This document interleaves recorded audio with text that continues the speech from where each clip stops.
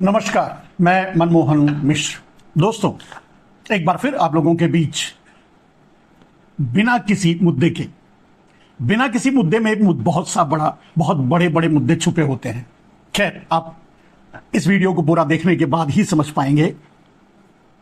फिलहाल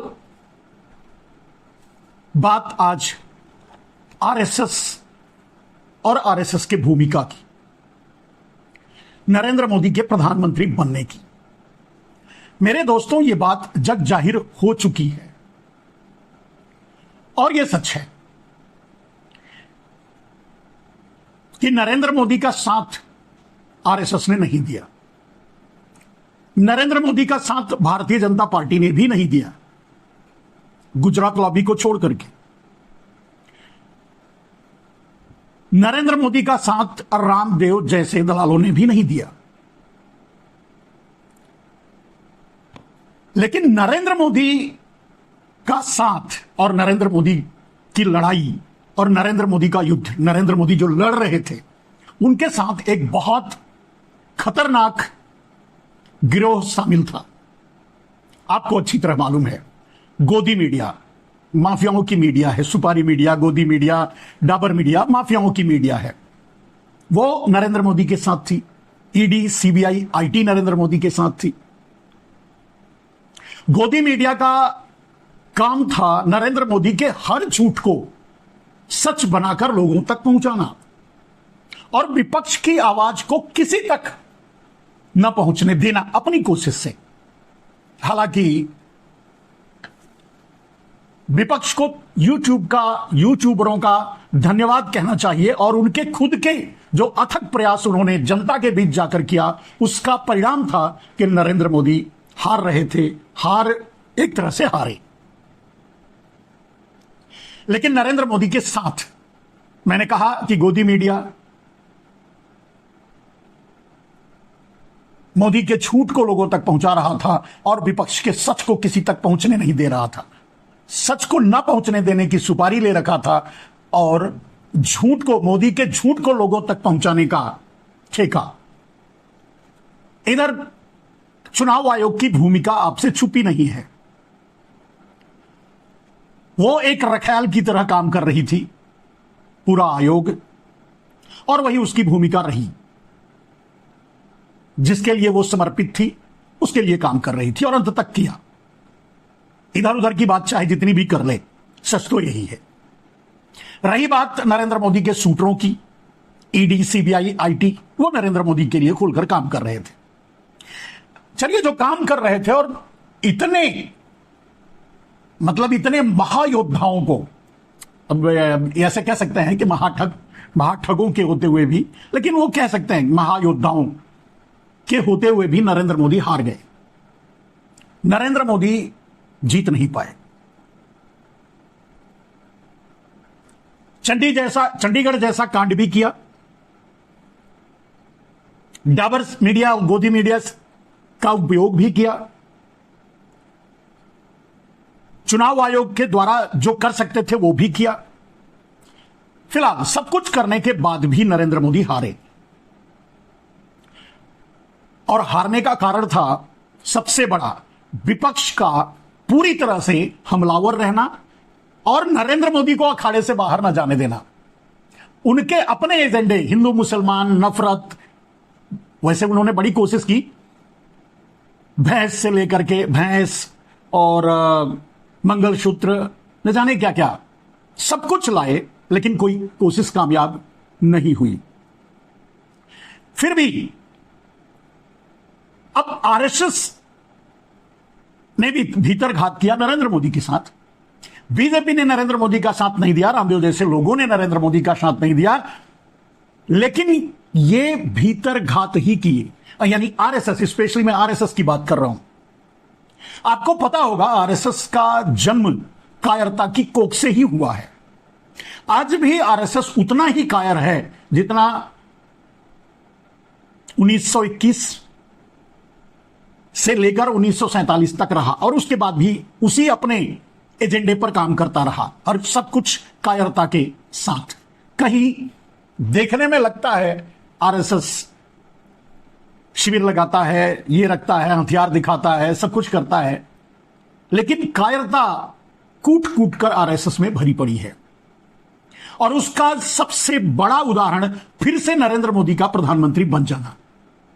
मैं नहीं समझता कि आरएसएस को इससे बड़ा अवसर अब मिलेगा आगे कभी कि नरेंद्र मोदी को हटाया जा सके, या गुजरात लॉबी से जान छुड़ाया जा सके, या गुजरात लॉबी से देश को बचाया जा सके। लेकिन आरएसएस ने फिर कायरता का परिचय दिया और नरेंद्र मोदी जैसे से डर करके उनके चरणों में गिर पड़ा।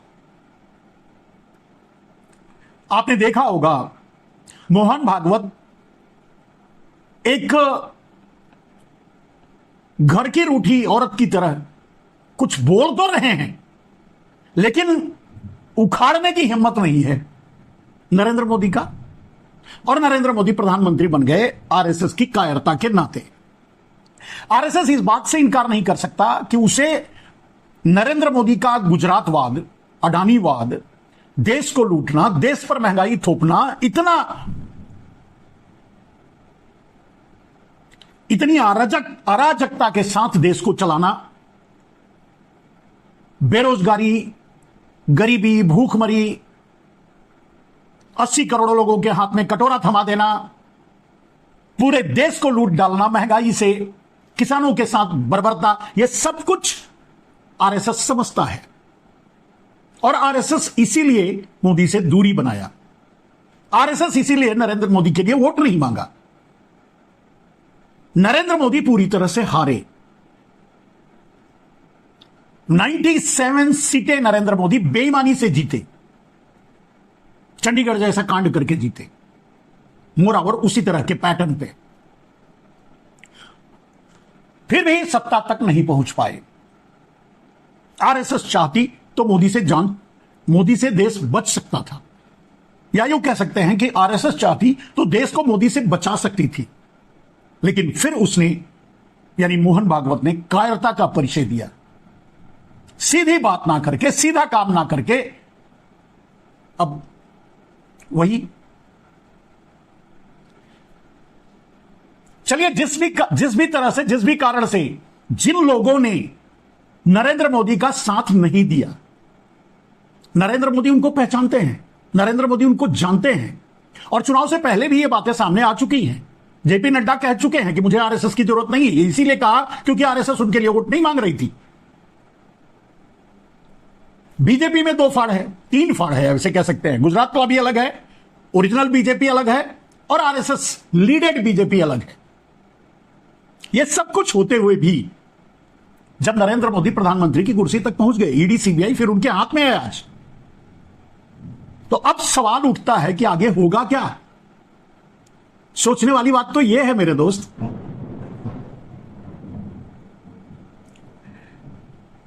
एक छोटी सी कहानी बचपन की, मेरे अपने बचपन की सुनाता हूं। बहुत छोटी सी है, सुनिएगा, बड़ी गंभीर है। इसमें कहीं मैं गलत या सही हूं, या मैं किसी को कुछ कह रहा हूं, ऐसा नहीं है। यह एक छोटी सी कहानी है।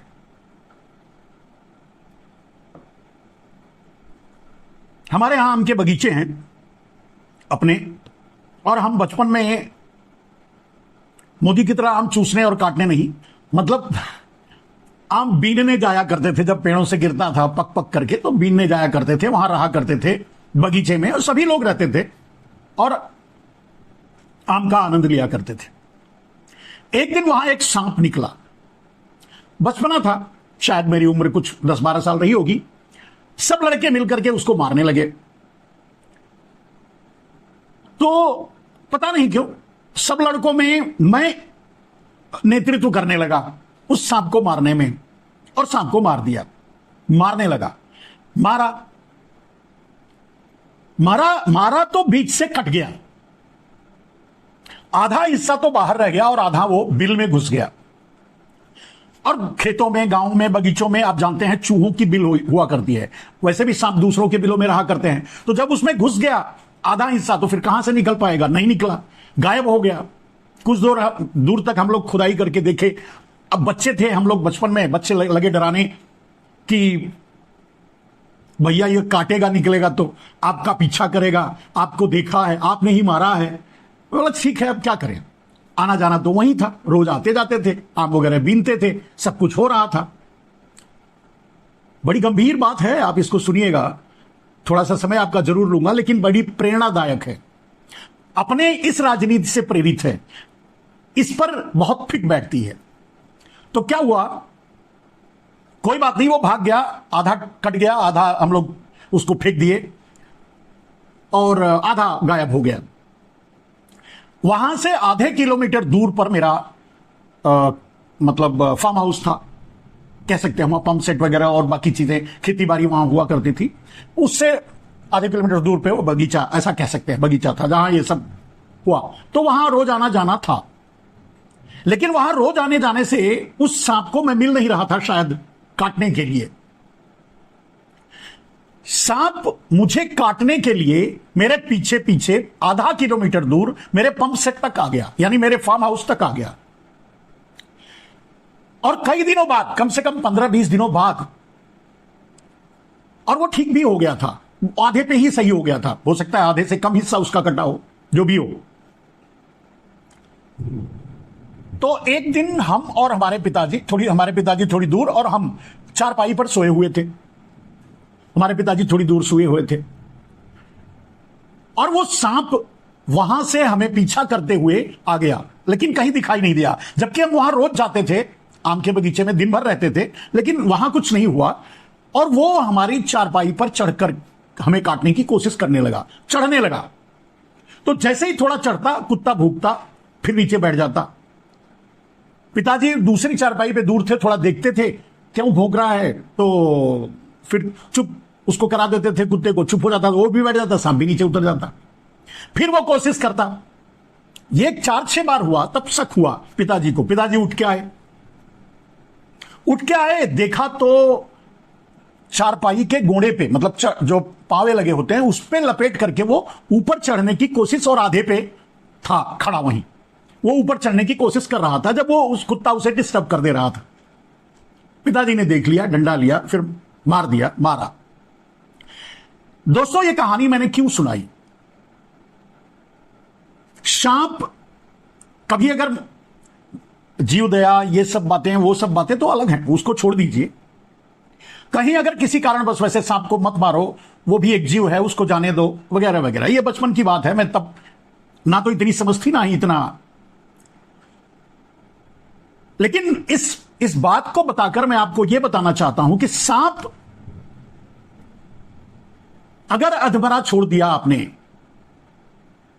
तो वो बदला लेने के लिए किस हद तक आगे जाता है और किस हद तक कोशिश करता है, अंदाजा आप लगा सकते हैं। अपनी बदला लेने की कोशिश में वो मारा गया। मेरे दोस्त, अब यहां आज की कहानी से, आज के विषय से इसे जोड़ता हूं। नरेंद्र मोदी को देश ने हरा दिया, वोटरों ने हरा दिया, आम जनता ने हरा दिया। 2 बार नरेंद्र मोदी पूर्ण बहुमत से सरकार बनाकर जितनी अराजकता करनी थी कर चुके हैं, और तीसरी बार नरेंद्र मोदी से तंग आकर हरा दिया। किसी भी छल कपट, करबल छल, जिस तरह से भी नरेंद्र मोदी अपने आप को बचा ले गए और प्रधानमंत्री की कुर्सी तक पहुंच गए, यह देश के लिए दुर्भाग्य की बात है। लेकिन नरेंद्र मोदी अब बदला लेंगे, तो बदला किससे लेंगे? मैंने कहा कि आरएसएस या बीजेपी के वो लोग, तो बदला किससे लेंगे, इस बात को समझने की जरूरत है, और इस बात से उनको सावधान होने की जरूरत है जो नरेंद्र मोदी के इस हार के कारण बने। जनता ने तो हरा दिया नरेंद्र मोदी को, तो अगर सोचिए तो सबसे बड़ी दुश्मन अगर नरेंद्र मोदी की है, तो नरेंद्र मोदी का कोई है तो वो है जनता। चलिए, लेकिन उसके पहले कौन कौन है? आज नीतीश कुमार और नायडू नरेंद्र मोदी की गोद में बैठे हैं, सबसे पहला शिकार बनेंगे। आप ध्यान से सुनिएगा, उस कहानी से दिमाग में रखिएगा और जोड़कर देखिएगा। सबसे पहला शिकार, क्योंकि नजदीक है, तो सबसे पहले दुश्मन है और सबसे पहला शिकार, और उनका शिकार करने से नरेंद्र मोदी को लाभ होगा। पहला शिकार नरेंद्र मोदी के होंगे नीतीश कुमार और नायडू की पार्टियां। ये दोनों अकेले रह जाएंगे, उनकी पार्टियों के सारे सांसद तोड़ करके नरेंद्र मोदी अपने आप में मिला लेंगे। ये रामविलास पासवान के बेटे चिराग पासवान की तरह ऐसे ही मतलब उठक बैठक करते रह जाएंगे, कुछ उखाड़ नहीं पाएंगे मोदी का। ये पहले शिकार होंगे। दूसरा शिकार होंगे रामदेव। बहुत जल्द आपको सुनने को मिलेगा कि रामदेव जेल में हैं।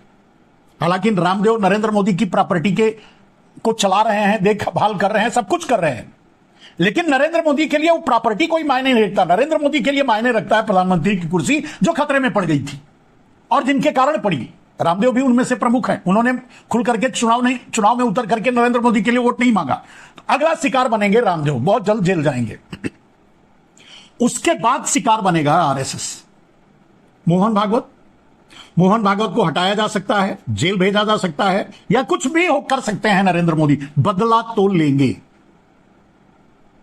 तीसरे शिकार और चौथे शिकार होंगे बीजेपी के वो लोग जिनको नरेंद्र मोदी अब पहचान चुके हैं कि ये हमारे हार के कारण हैं, और उनमें योगी आदित्यनाथ प्रमुख होंगे।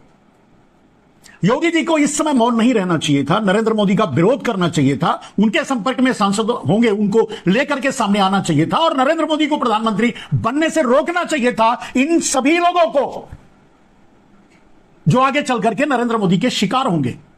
और देख लीजिएगा सिलसिलेवार इन शिकारों का क्या हश्र होता है, इनका क्या हश्र होता है और क्या नरेंद्र मोदी करते हैं, वो आपके सामने आएगा।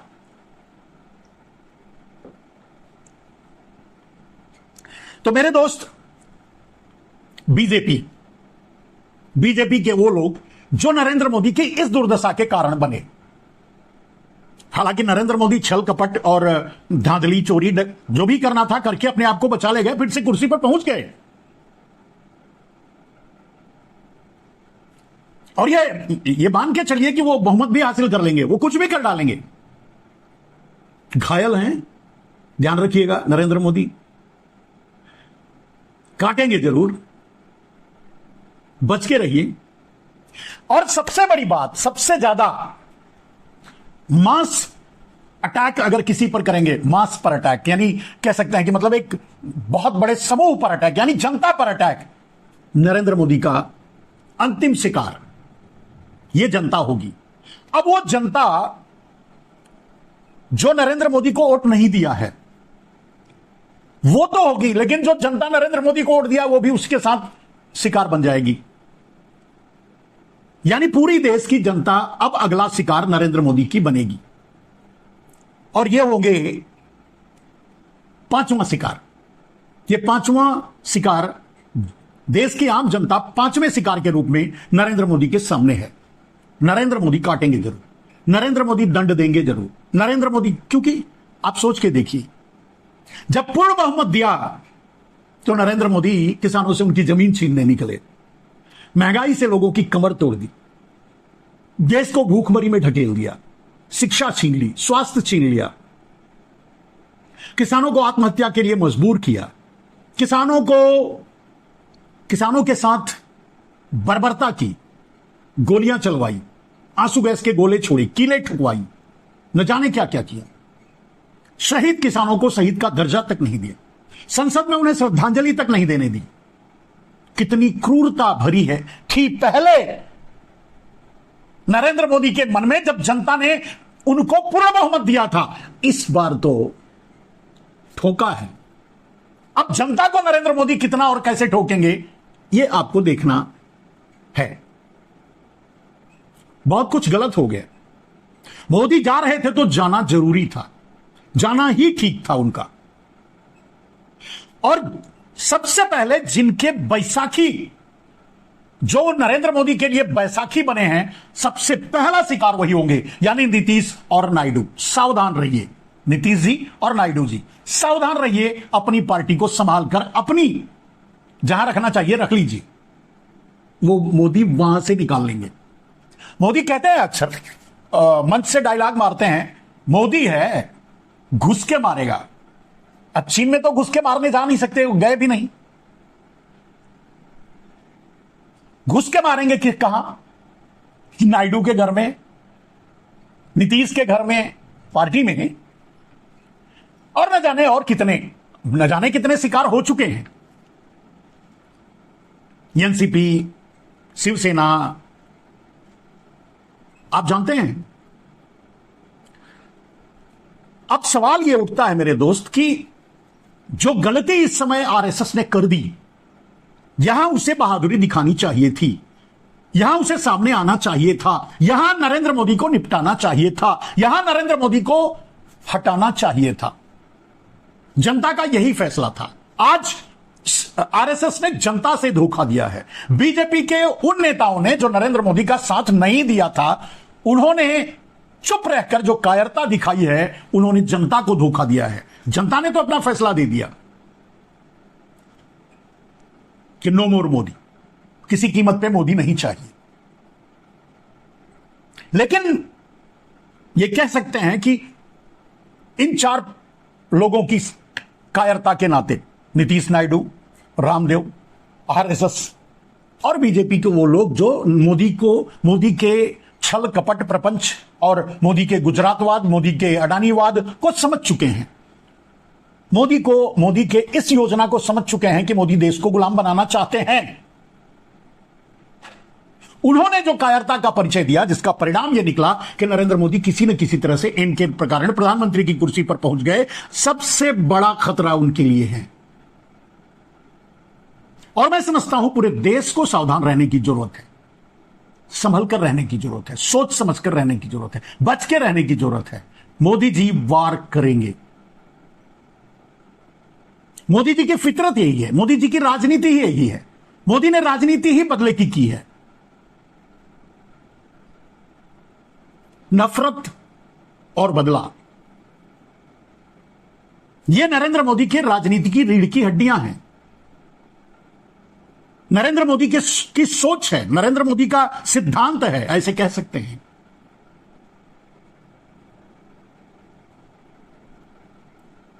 चलिए दोस्तों, जो भी परिस्थितियां बनी हैं और जो सामने है वो है, झेलना पड़ेगा। इस देश को भी, देश की आम जनता को भी बच के रहना पड़ेगा। अपनी लड़ाई लड़नी पड़ेगी। अब और कठिन हो गई है लड़ाई, क्योंकि नरेंद्र मोदी को यह पता चल चुका है कि उन्होंने जितने अत्याचार किए, जितने जुल्म किए, उसको ढकने की जो कोशिश उन्होंने की, पाखंड से और अंधविश्वास से, उसमें कामयाब नहीं हुए। जनता ने नरेंद्र मोदी को नकार दिया,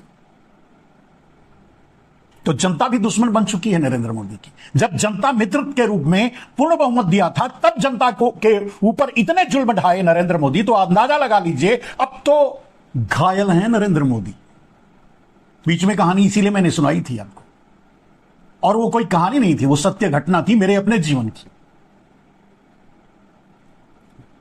हालांकि मेरे पिताजी इस दुनिया में अब नहीं है, लेकिन हमारे साथ जो बच्चे खेलते थे, जो रहते थे, वो सभी अभी हैं, और वो इस बात को बता सकते हैं, उस बात को कि कैसे वो सांप आधे किलोमीटर दूर पीछा करते हुए कई दिनों के बाद मुझे डसने आ गया था, काटने आ गया था।